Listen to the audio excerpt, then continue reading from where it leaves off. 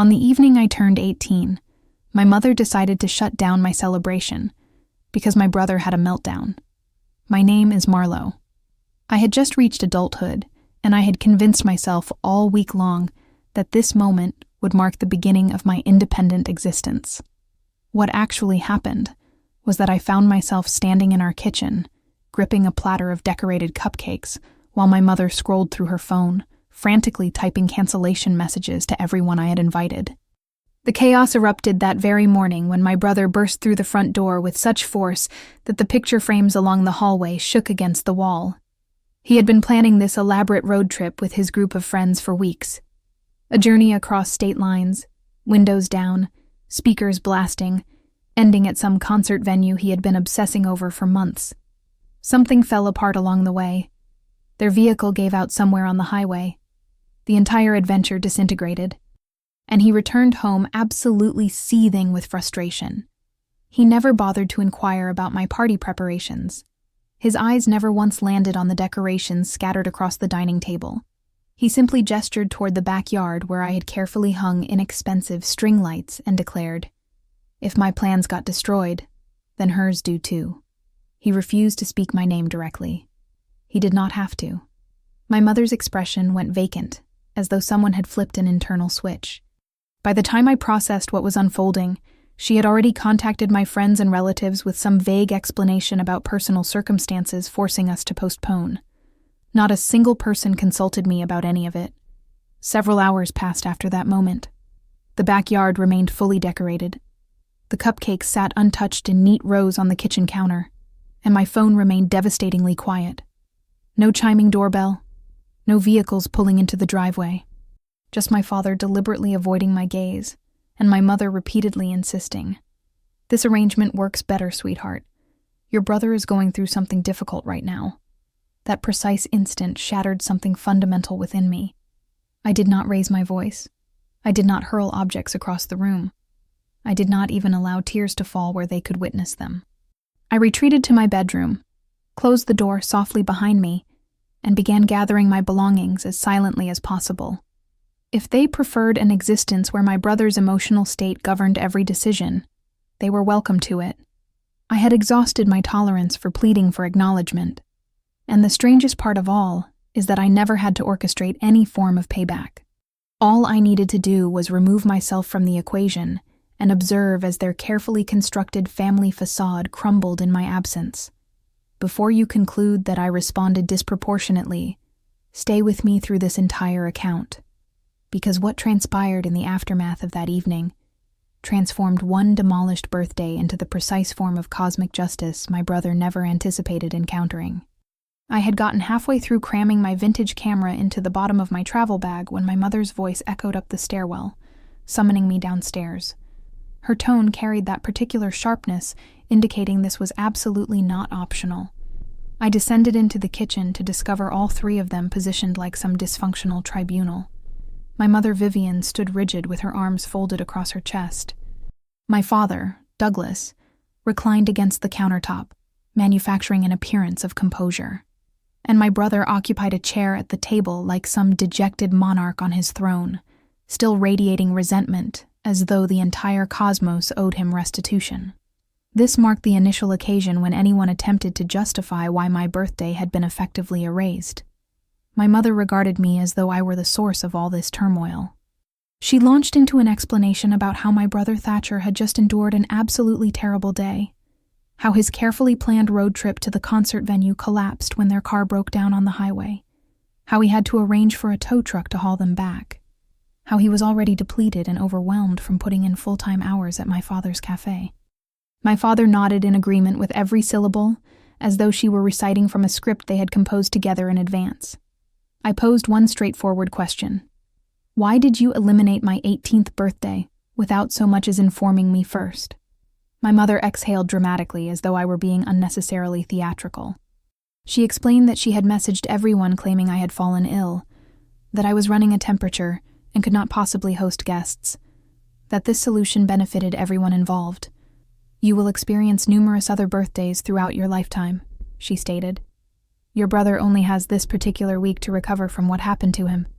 You need to consider the welfare of this family as a whole. I simply stared at her in disbelief.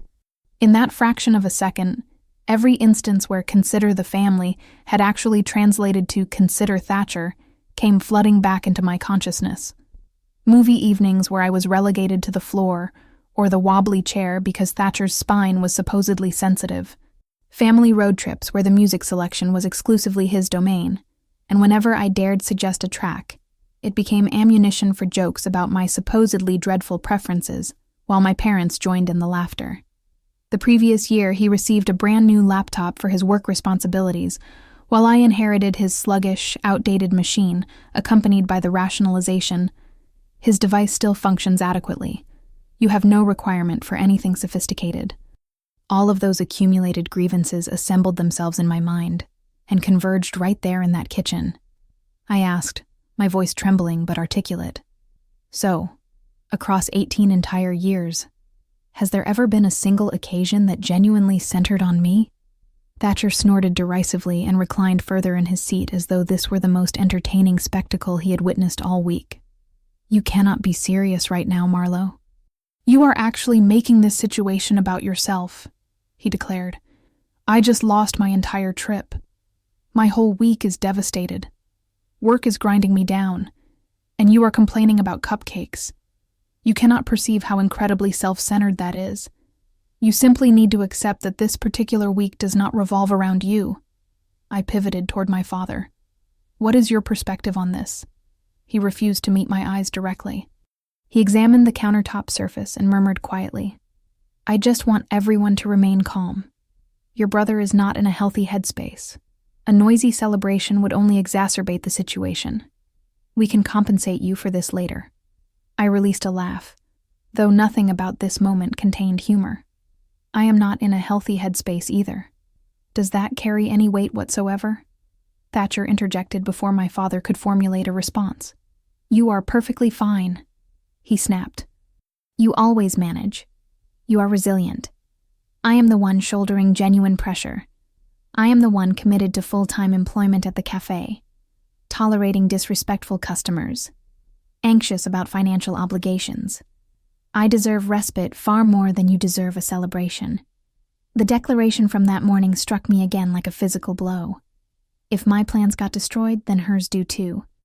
I looked directly at my mother and asked, "So, because he was unable to attend a concert, I forfeit my birthday entirely. Is that genuinely your position?" My mother's volume increased noticeably.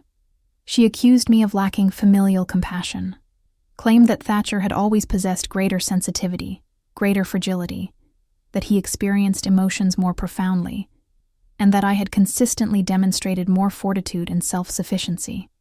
The words sounded superficially complimentary, but in reality, constituted a convenient method of communicating that we feel no obligation to concern ourselves with you. I pushed further and said, "What about fabricating an illness to everyone I know? That represents compassion as well?" She responded immediately, "I did not want anyone disturbing you, and I did not want anyone disturbing your brother. It was a mature decision. You fail to comprehend the broader context." The room seemed to contract around me. Thatcher and I began speaking over one another, his voice saturated with accusation. He persisted in claiming I was the reason the family atmosphere had become poisonous, that if I would simply remain silent and release my grievances, everything would stabilize. I told him this family had never operated with any semblance of balance, that I was finished observing all of us revolve around a single individual. Our voices escalated higher and higher until my mother was demanding we both cease, and my father was muttering, "That is sufficient," without actually advocating for anyone in particular. Directly in the midst of all that commotion, the doorbell sounded. Nobody stirred from their position. It rang a second time, then a third. Eventually, my father pushed himself away from the counter and moved to respond, probably hoping it was some delivery person he could utilize as a distraction. I heard the door open, followed by his startled voice. "Gwendolyn, what brings you here?" I stepped out of the kitchen and observed my Aunt Gwendolyn, my mother's older sibling, positioned on the front threshold with a travel bag beside her, looking past my father into the interior of our home. From her vantage point, she could survey everything. The partially decorated backyard, The untouched birthday cupcakes, my flushed complexion. My brother slumped at the table like a thundercloud. She required no explanation from anyone. One glance at that tableau, and she immediately recognized that something had gone terribly wrong. And in that instant, I understood this evening was no longer merely about a canceled celebration. It was about to become the evening when everything began to fracture.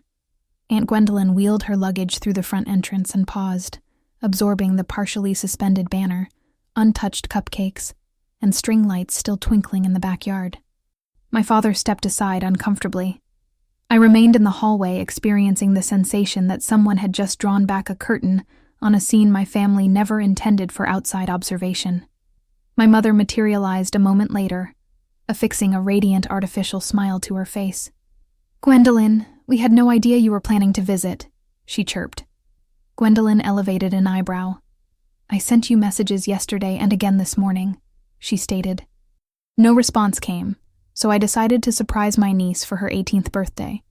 She directed her gaze straight at me. "Happy birthday, Marlo." Ostensibly, at least. I began to respond, but my mother interrupted. "She is unwell," she announced. "Fever, body aches. We had to cancel the celebration. We did not want you traveling all the way from Austin for nothing."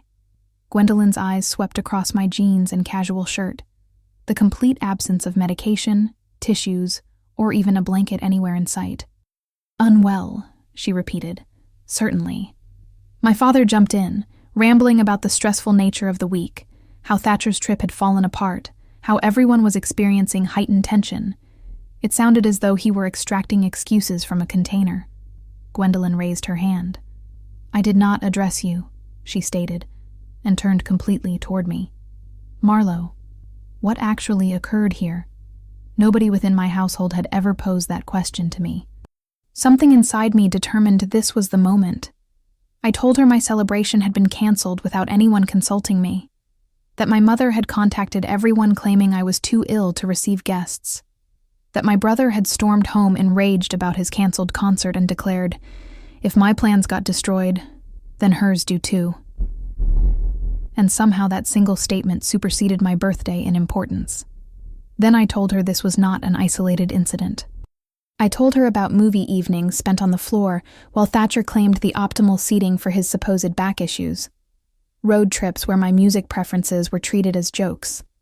The brand new laptop he received for work while I was handed his malfunctioning old device because supposedly I had no need for anything sophisticated, because I was considered strong. My voice wavered, but I did not stop speaking. When I concluded, the kitchen fell completely silent. My mother rushed to fill the void. "She is embellishing," she declared.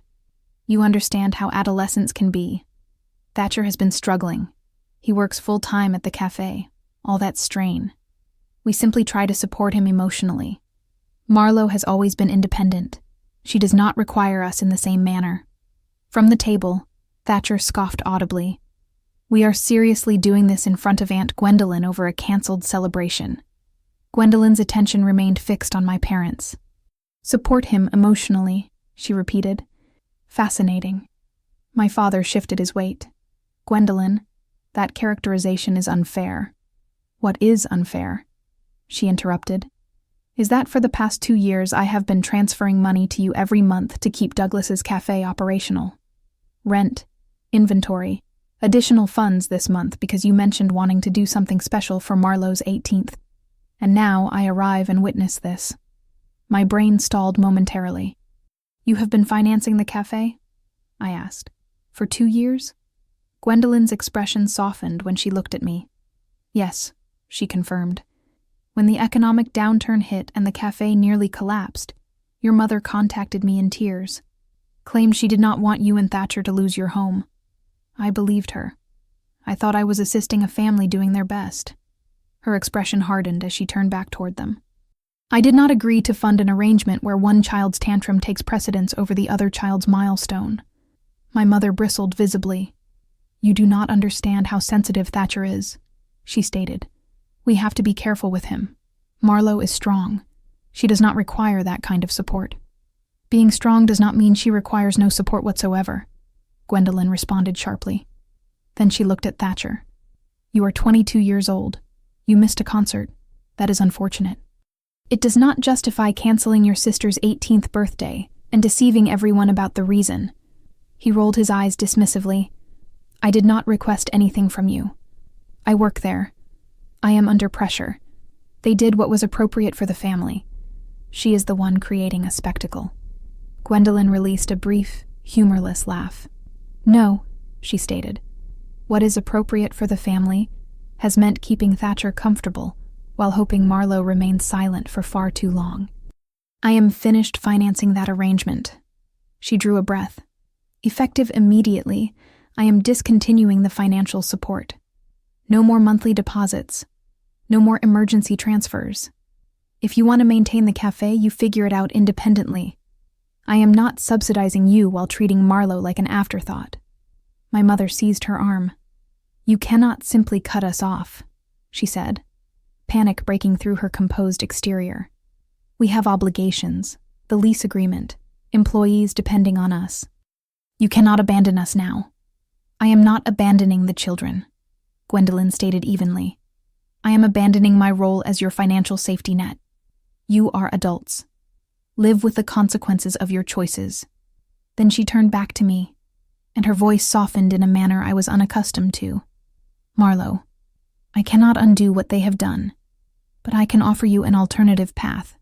If you want, you can come reside with me in Austin. I have a spare bedroom. You can complete your education. We will explore college options, find you part-time employment that is not entangled in this chaos. You deserve a home where your birthday does not get canceled because your brother experienced a disappointing day. Behind her, my parents began speaking over one another, my mother accusing her of kidnapping me, my father pleading for everyone to calm down, Thatcher muttering about betrayal. But it all sounded distant, as though it were occurring in another room entirely. For the first time in my existence, there was a door available that they did not control. This evening was no longer merely about a ruined celebration. It had evolved into a genuine choice. Remain in a household that revolved around my brother's emotional state, or walk away and finally observe what happened to their perfect family when I stopped maintaining it through my silence. I did not compile a list of considerations. I did not sleep on the decision. I did not wait for some ideal timing. If I had, I knew I would begin minimizing everything the way my parents always did, until they canceled my 18th birthday. Because my brother was upset somehow sounded like a ridiculous overreaction. So when Aunt Gwendolyn stated that I deserved a home where that did not happen, the words emerged before I could second-guess them. Okay, I want to leave with you. The entire room froze. My mother's face contorted as though she could not determine whether she was wounded or enraged. You are not going anywhere, she snapped. You are emotional. You are not thinking rationally. We will organize a celebration for you next weekend. We will compensate for this. You are not destroying this family over one poor decision. My father raised his hands like a mediator. Hey, kiddo, let us just calm down, he said. Your aunt is agitated. We can discuss this tomorrow. You do not simply relocate to another state because of a disagreement. Gwendolyn did not waver. She is thinking more clearly than either of you, she said. And she is 18. She possesses the right to choose. My mother turned on her sister. You are attempting to steal my daughter, she said, voice trembling. You show up from your perfect Austin life and judge us. And now you are dangling money and freedom in front of her like some bribe. This is what you always do. Swoop in and play the hero. If I were bribing her, I would have brought a cake and not allowed you to cancel her birthday, Gwendolyn said. Then she looked at me. Gather what you need. Clothes, school materials, anything important. We can figure the rest out later. You do not owe anyone here a performance first. Upstairs, my room felt smaller than it had that morning. The outfit I had planned for my celebration was still laid out on the bed. The balloons drooped in the corner. The string lights glowed around the mirror like they belonged to someone else's life entirely. I stuffed jeans, hoodies, several shirts, my notebooks, the vintage camera, a couple of books into a backpack and duffel bag. Every time I tossed something in, it felt like I was declaring, "This is mine. This comes with me." You do not get to decide anymore. Downstairs, the argument continued rolling. My mother accusing Gwendolyn of turning me against my family. My father asking her to give them more time to make things right. Thatcher muttering about drama and betrayal. Not one of them yelled up the stairs to ask what I actually wanted. When I came down with my bags, my mother's eyes were wet, but I could not determine whether she was crying for me or for the safety net collapsing beneath her. If you walk out that door with her, she said, do not expect us to be waiting when you decide to return. We are not going to chase you while you run off to play the victim. A few months earlier, that would have devastated me. Now, it just sounded like another rule I was finished following. Okay, I said. Then do not expect me to keep pretending this is normal. My father did not embrace me. He just stood there with empty hands. Thatcher stared at his phone and muttered, unbelievable, as though I had stolen his spotlight instead of my own future. Gwendolyn pressed her hand gently against my back and guided me out. The door closing behind us sounded remarkably like a line being drawn. The drive to Austin felt surreal. Denver blurred past, then the highway, then long stretches of road and open landscape. At first, I questioned everything internally. Was I overreacting? Was there some way I could have stayed and made things work? Gwendolyn allowed the silence to breathe. Eventually, she said, you know this is not your fault, right? Like it was a fact, not an argument. No one in my household had ever said that without following it with a qualifier. She did not. She just let it sit there. Her house in Lakewood was small and warm, with real plants, shelves of books and cameras, and a spare bedroom she handed over without hesitation. It belongs to you as long as you need it, she said. We can change anything you do not like. The point is, you feeling safe. That first evening, we made burgers on the stove and ate them on the couch, watching whatever I selected on the streaming service. Nobody checked whether my brother would approve. It was so painfully ordinary that it felt revolutionary. Over the following days, my life shifted from reacting to planning. Gwendolyn sat with me at the table, laptop open, and walked me through college options, scholarships, part-time employment that was not tied to my father's cafe. Whenever I said, I do not think I am good enough for that, she would ask, who told you that? You or them? It was uncomfortable seeing how many limitations in my mind sounded suspiciously like my parents. My phone did not stay quiet at first. My mother sent lengthy texts that began with, I am sorry you felt hurt, and slid into paragraphs about stress, Thatcher's emotional state, how challenging parenting was. She swore she loved me equally, said they only canceled because he was on the edge. My father messaged shorter things. Hope you are settling in. We miss you. Never once mentioning the lie about me being sick. For a while, I replied politely. Then the tone shifted. My mother started bringing up the cafe. How Gwendolyn cutting them off was devastating, how fragile things were. She hinted that if I just talked to Gwendolyn, explained that they had been overwhelmed, maybe she would reconsider. She listens to you, my mother wrote. You are reasonable. Reasonable did not mean they wanted me. It meant they wanted me to fix this for them, like I fixed everything else. One evening, after another message about how they could not survive without Gwendolyn's help, I set the phone down. They do not miss me, I said. They miss what I can get them. Gwendolyn did not sugarcoat it. She told me about the call when my mother had lost her retail position, about how she had framed Thatcher as the future, the one who would carry the family once the cafe took off. In that story, I realized I had never really been the main character. I had been the backup plan, the strong one they assumed would survive being overlooked. The next time my mother video called, showing me every corner of the house like a guilt tour and ending with, if you just talk to your aunt, maybe she will help us again. I finally asked, if I came back, would it be because you want me there, or because you want her money back? She hesitated just long enough to answer without words. That hesitation was what stayed with me later, when I started to understand that I had one thing left they still wanted to control. Whether I stayed gone, or came back, and put myself back in the role they had assigned for me. And that realization was what pushed me toward the ultimatum I was about to give them. The one that would finally force them to choose out loud who mattered more. At some point, the calls and texts from my parents stopped feeling like conversations and started feeling like junk mail. Every message had the same 3 components: a half-hearted apology, a full paragraph about how fragile Thatcher was, and a line about how the cafe was barely surviving since Gwendolyn cut them off. One evening, after rereading another wall of text about how much pressure Thatcher was under, I grew weary of wondering where I ranked in their priorities and decided to find out. I typed, "If you genuinely want me to even consider coming back, then Thatcher needs to move out. He is 22. He can live independently. I will only consider returning home if he leaves." Even to me, it sounded harsh. But I was not actually negotiating. I was testing them. I hit send before I could talk myself out of it. The typing bubble appeared, then vanished, then nothing. No answer that evening. None the next day. For the first time since I left, my phone was completely quiet.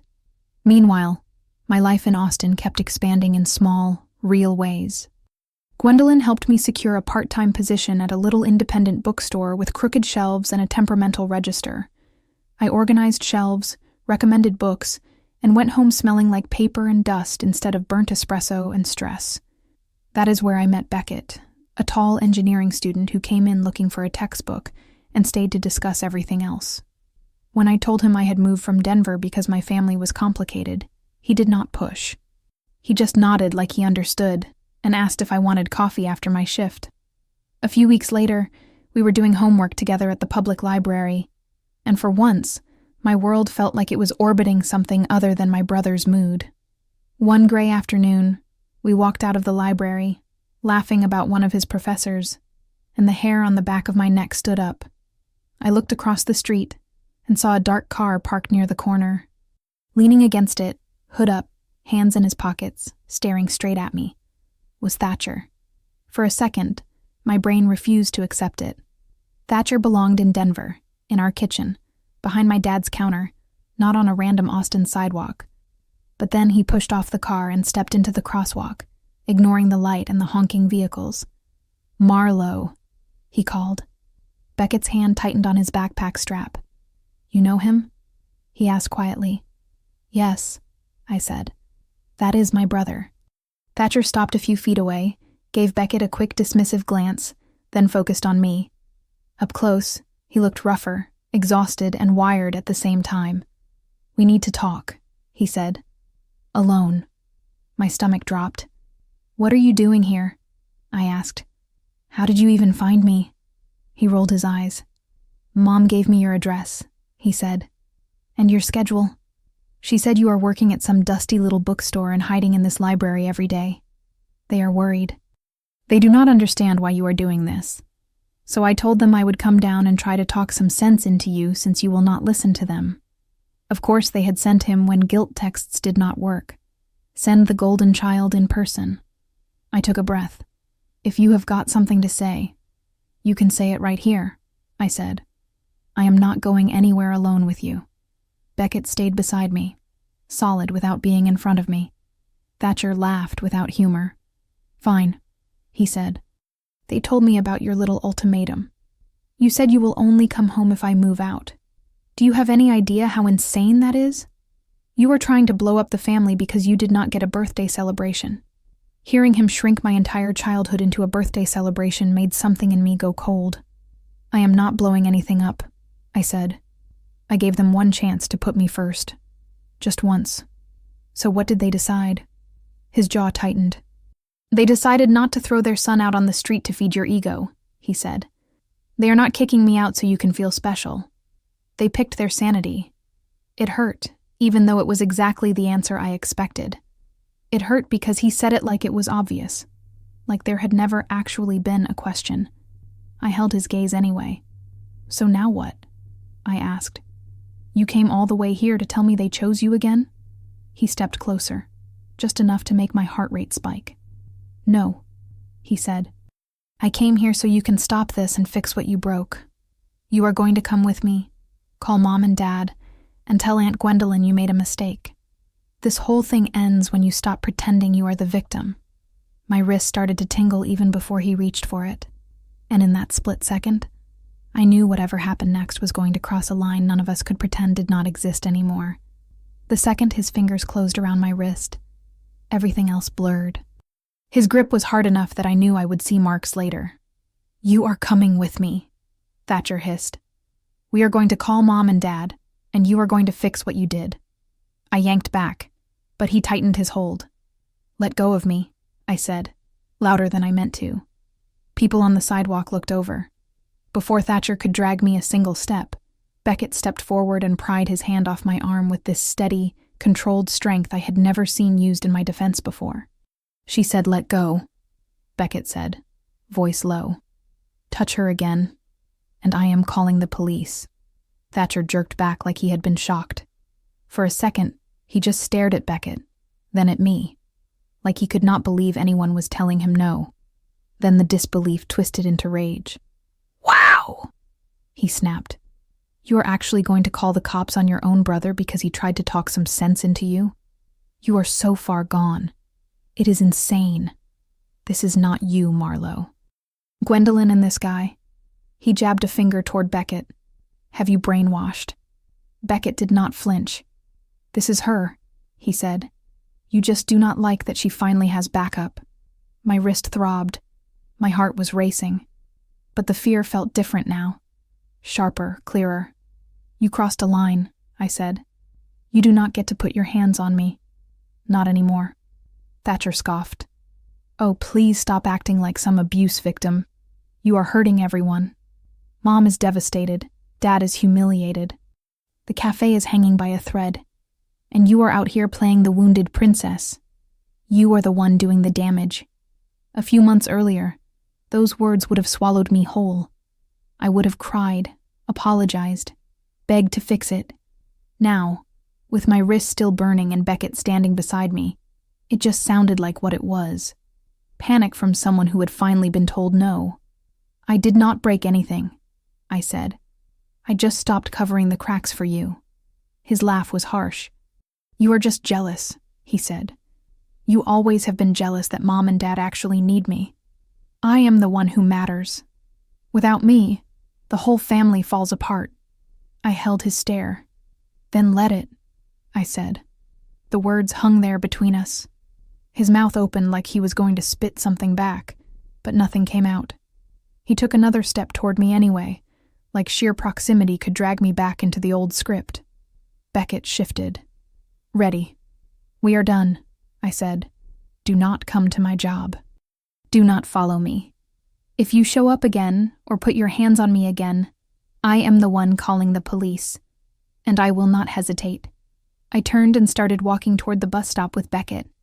Thatcher shouted after us about how ungrateful I was, how I was choosing some random guy over my own blood, how I would regret this. But his voice got smaller with every step. For once, I did not look back to see how hurt he looked. That evening, I showed Aunt Gwendolyn the faint red marks on my wrist. She went very still, the way people do right before they explode. "He grabbed you," she said. "Here in Austin?" I nodded. "Beckett was there," I added quickly. "He stepped in. Nothing else happened. That did not make her relax. We should file a report," she said. "At least get it on record. Today it is a grab in front of a library. Tomorrow it is worse. People who think they are entitled to your body because you share DNA do not magically stop at a wrist." I pictured sitting in a police station retelling the story to some officer who might decide it was just a family dispute. I pictured my parents finding out and lighting my phone on fire with rage. Part of me wanted that line drawn in ink. Another part of me was just tired of them owning any more space in my day. "If he shows up again, if he touches me again, we go," I said. No discussion. But for now, I think he finally got that I am serious. Gwendolyn studied my face for a long second, then nodded once. "Okay," she said, "but I am holding you to that." 2 full days went by with no calls, no texts, no surprise appearances. For the first time since leaving Denver, the quiet felt like actual peace instead of the pause before another explosion. Then my phone buzzed with a long message from my mother. It started like so many others.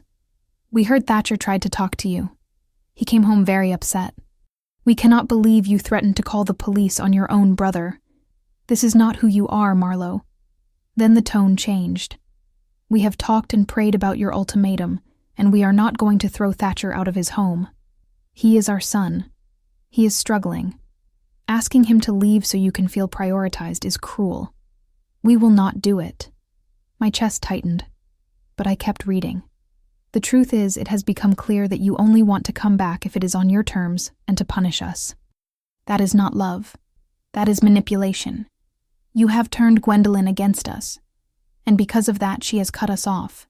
Do you understand what you have done to this family? We had to borrow money from friends to keep the cafe open this month. We are humiliated after everything we sacrificed for you. This is how you repay us. If you choose to stay there, do not expect us to keep reaching out. We are done begging. We will always love you, but if you insist on acting like this, we will have no choice but to let you go and focus on the child who still cares about this family." I stared at the last line until it stopped swimming. There it was, written out instead of implied. "We pick him. Not, we have 2 kids, and we are going to figure this out." Just a neat little sentence declaring what their actions had already told me for years. I waited for the familiar wave of guilt and panic. It did not come. Instead, there was this strange, deep quiet inside me, like something had finally snapped into place. I typed 3 words back. "Thank you. Goodbye." Then I blocked my mom, my dad, Thatcher, the family group chat, every number and thread that led back to that house. My thumb shook a little when I hit the confirm button, like my body was still wired to expect immediate punishment. But nothing happened. No new notification. No explosion. Just silence. And underneath that silence, something I had not felt in a long time. The sense that whatever fell apart in Denver from here on out, it would not be my job to hold it together. Blocking them did not magically erase Denver from my mind. For a while, I still woke up expecting some new unknown number to pop up with another guilt trip. It never did. The silence stayed, and life in Austin filled in around it. I kept working at the bookstore, learning the regulars, and the way the old register stuck if you hit total too hard. Beckett and I fell into an easy rhythm of coffee, study sessions, and long walks through Barton Creek Greenbelt, where the trees made my old life feel very far away. Then one afternoon, in the middle of drafting a scholarship essay, my phone buzzed with a notification from a cousin I had not talked to in forever. She had tagged me in a post. It was a photo of my dad's cafe, only it did not look like his anymore. The sign with his logo was gone, replaced by a different name, and a large sheet of paper in the window read, "Under new management." The caption underneath said, "Crazy how fast things change," with a sad emoji. My heart did that weird jump where dread and relief collide. The comments told the rest of the story. People asking when it closed, someone saying it had been struggling for months, another mentioning that most of the staff had been let go, and the atmosphere had gotten tense and strange before the sale. I did not need a spreadsheet to figure it out. Without Gwendolyn's money and with borrowed favors running out, the cafe that was supposed to be Thatcher's big future had been sold off to pay bills. A few weeks later, I overheard Gwendolyn on the phone with another relative. I only caught half the conversation, but it painted a clear enough picture.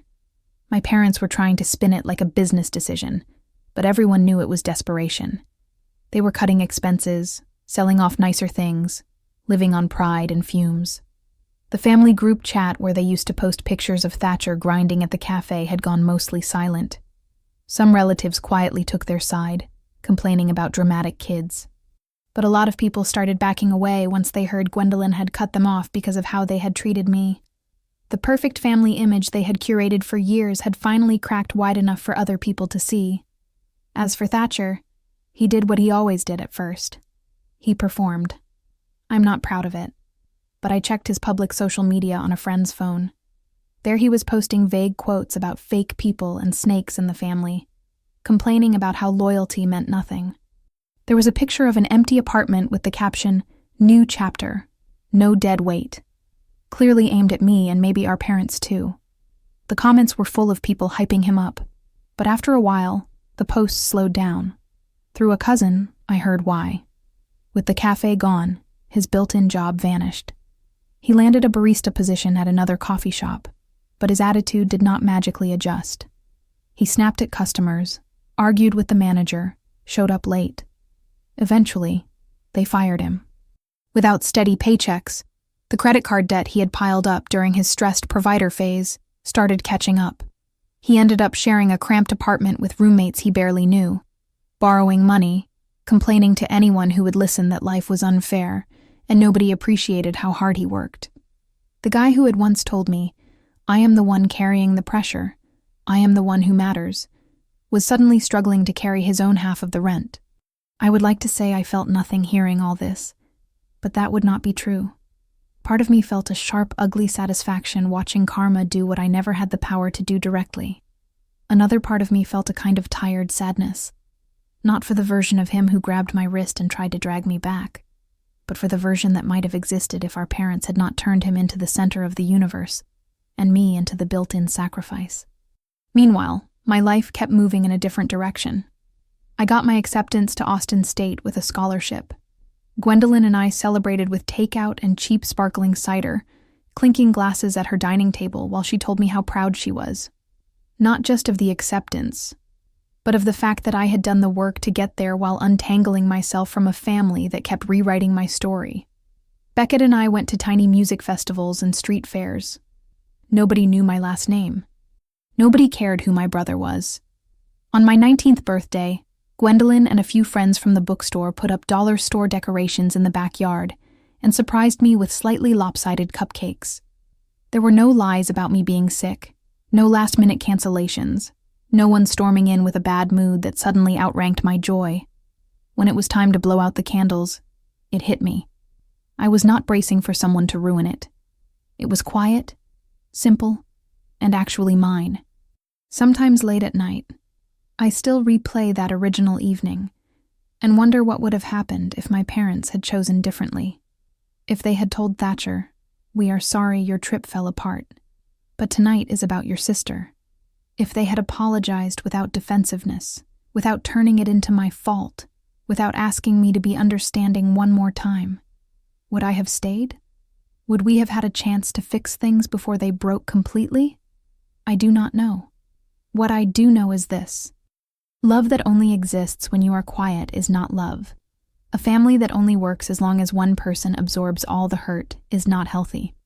When parents label one child sensitive and the other strong, what they are often really saying is, "Here is the one we will protect, and here is the one we will expect to survive anything." For a long time, I believed choosing myself meant I was selfish, that walking away made me the villain. But watching from a distance as their setup collapsed without me constantly smoothing things over, I finally understood. I did not break our family. I just stopped hiding the fractures they had built into it. The moral is not cut your family off as soon as they mess up. It is this: pay attention to what they do when you say "this hurt me." Do they listen, take responsibility, and change? Or do they double down, blame you, and expect you to keep bleeding so they do not have to be uncomfortable? When someone shows you that your pain is optional but their comfort is non-negotiable, believe them. You are allowed to step away. You are allowed to build a life where you are not the scapegoat or the background character. So, if you were standing in that kitchen on your 18th birthday, decorations up, guests invited, and your celebration got canceled because someone else had a bad day, what would you do? Would you stay and keep trying to earn your place? Or would you walk out and trust that your worth is not something your family gets to vote on? I have made my choice. I am curious about yours.